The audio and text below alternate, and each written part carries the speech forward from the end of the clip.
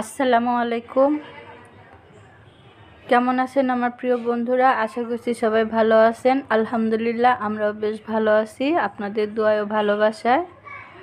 ভিডিওটাই যে এখন থেকে শুরু করে দিছি। এখন বাজে সকাল 9টা, 9:30 বাজে।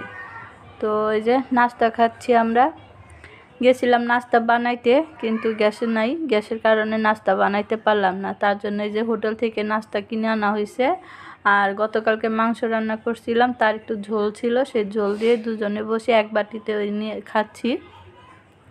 কিছু মনে করবেন না। তো এক জায়গায় খাইলে কিন্তু ভালোই মিলমিশ থাকে, মহব্বত থাকে, তাই না বন্ধুরা? সবাই বলে।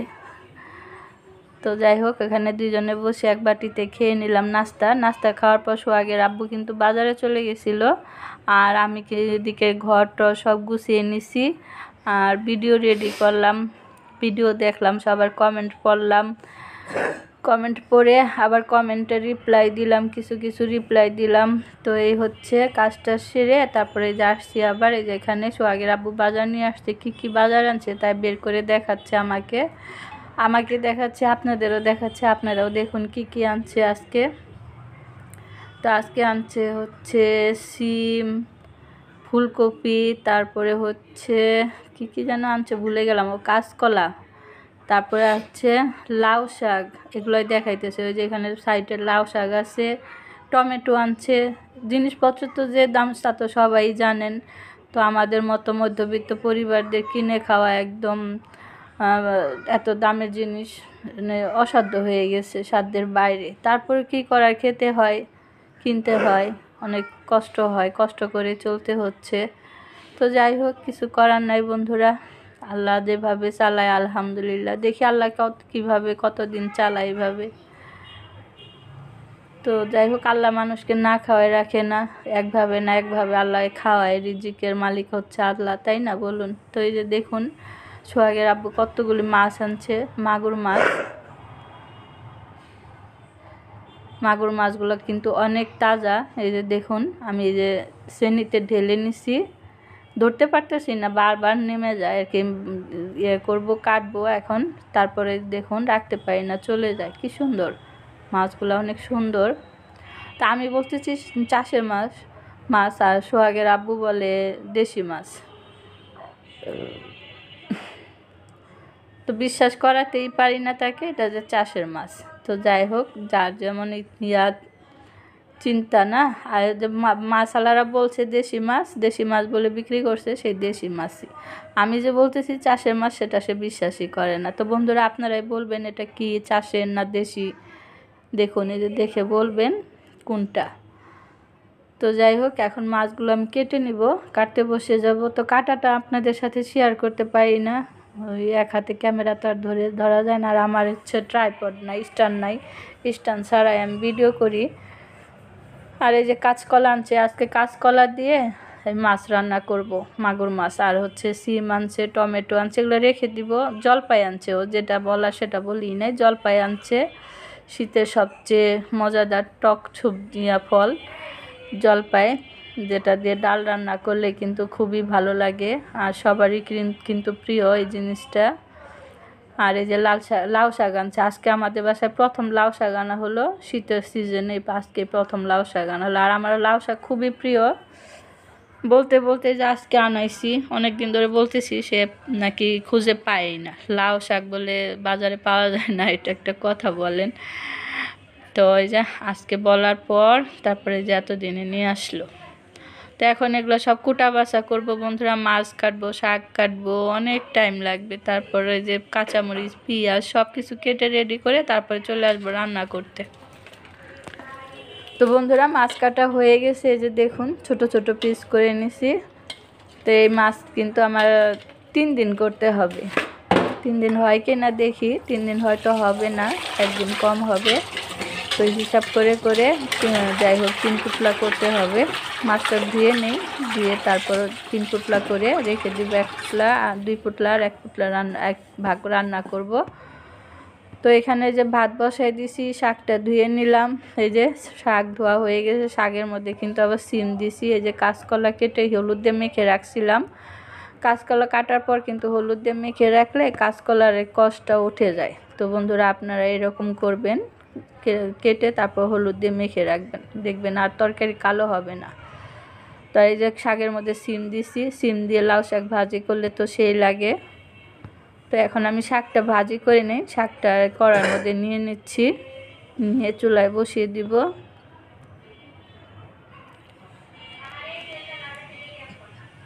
তো এগুলো কুটাকাটি করতে অনেক সময় লাগে, তো অনেক সময় নিয়ে তারপরে এই যে যারা আপনারা তো সবাই জানেন যে কুটাকাটি করতে কতটা সময় লাগে। রান্না করতে আর খেতে তো আরও সময় লাগে না, রান্না করতে যা একটু সময় লাগে, খেতে একদমই সময় লাগে না, খাওয়াটা খুব সহজেই হয়ে যায়। কিন্তু এই যে এটা তৈরি করতে রেডি করতে অনেক সময় লেগে যায়,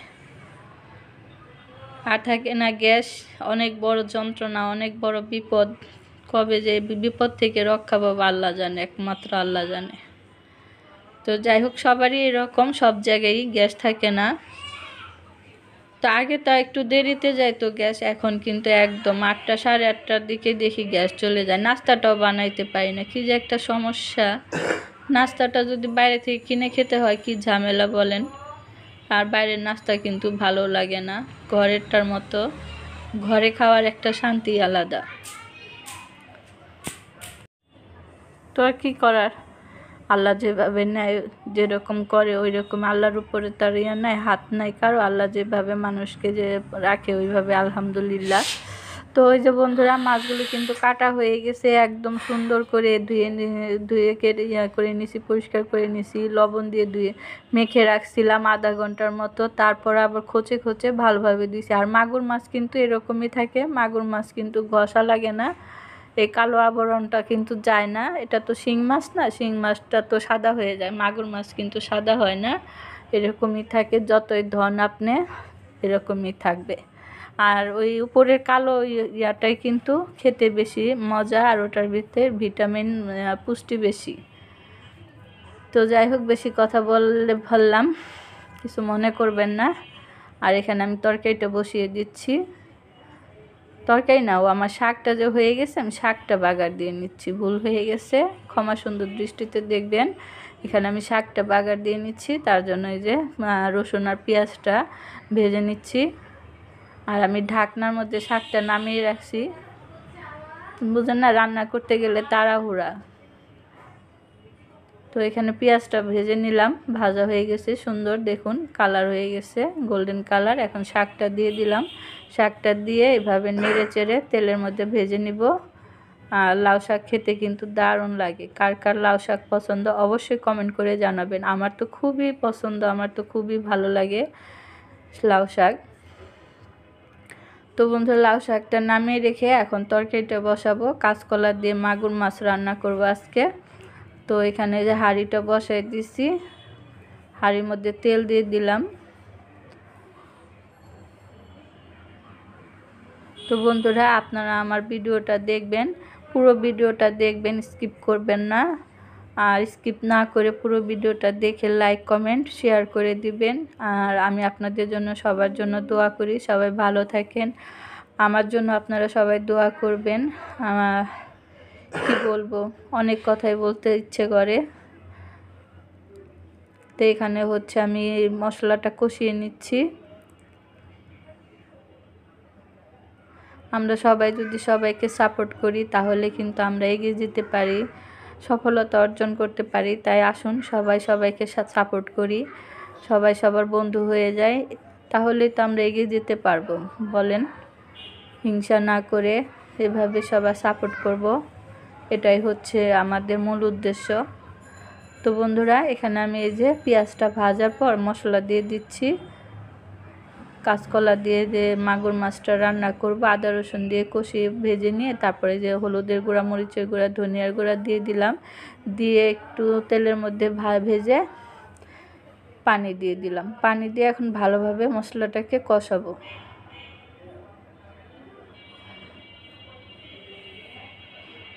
আর কাঁচকলা দিয়ে মাগুর মাছ খেতে কিন্তু অনেক মজার হয়, অনেক টেস্ট হয়। আর এটা কিন্তু অনেক স্বাস্থ্যকর একটা রেসিপি, এটা শরীরের জন্য খুবই দরকারি। এটা শক্তি যোগায়। মাগুর মাছ আর শিং মাছ তো রক্ত হয় খেলে, বা শক্তি, অনেক শক্তি হয়।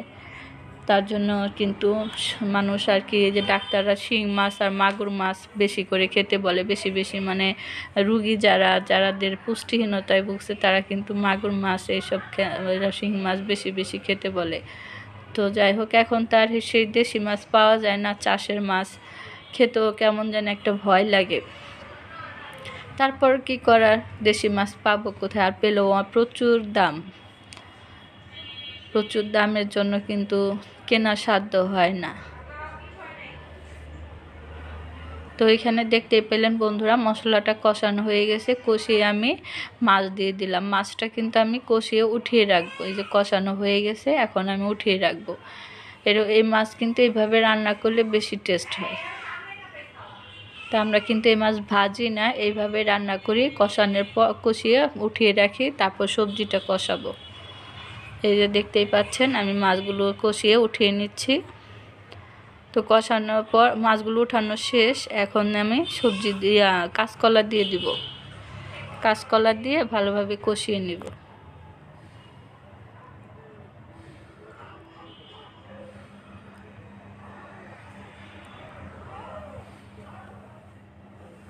কাঁচকলার মধ্যে 2টা আলু দিছি। শুধু কাঁচকলা তো ভালো লাগে না, তাই 2টা আলু দিয়ে দিছি সাথে।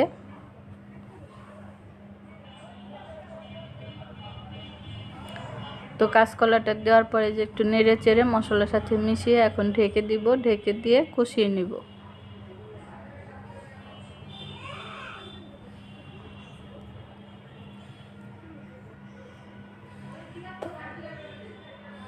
তো এই যে আমি ঢাকনাটা আবার উঠিয়ে নিলাম। কিছুক্ষণ পর উঠানোর পরে এই যে আবারও নেড়ে চেড়ে কষিয়ে নিচ্ছি। দেখুন, আর কাঁচকলা বেশি কষানোর দরকার পড়ে না, বেশি এমনিতে এটা সিদ্ধ হয়ে যায়, নরম হয়ে যায়, তাই বেশি কষাতে হয় না। তো এই যে এখন আমি দিয়ে দিব পানি।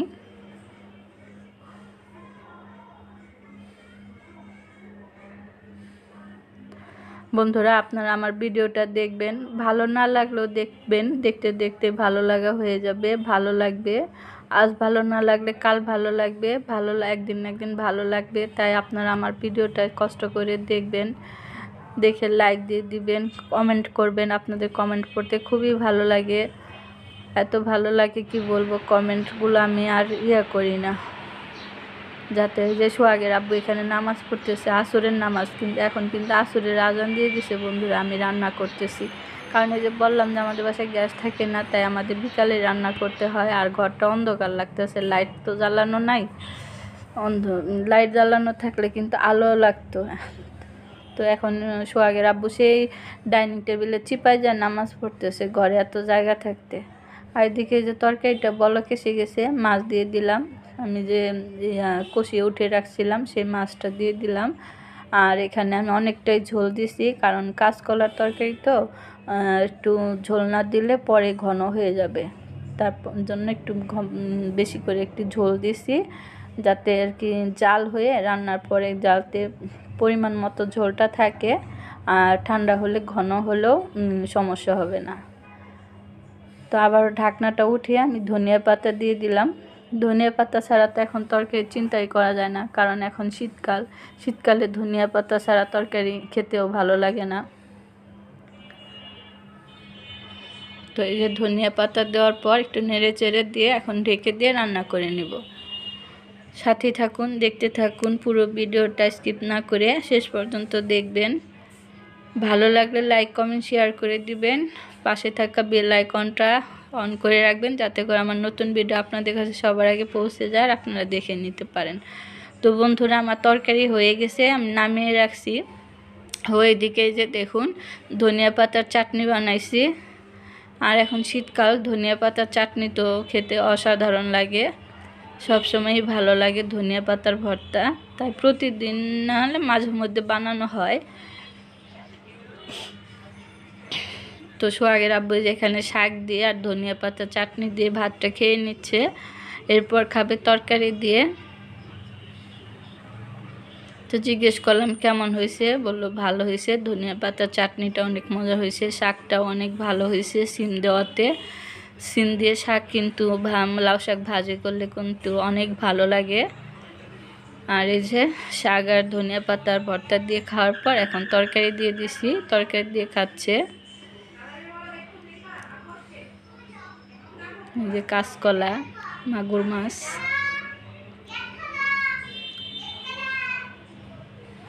তো একটু পাতলা ঝোল রাখছি, তো খেতে অসাধারণ হয়েছে বন্ধুরা। আমি খাওয়ার পর খাওয়ার পরও বুঝছি যে অনেক মজা হয়েছে। এই যে দেখুন তরকারিটা দেখিয়ে দিলাম, কত সুন্দর হয়েছে কালারটা, মাশাআল্লাহ।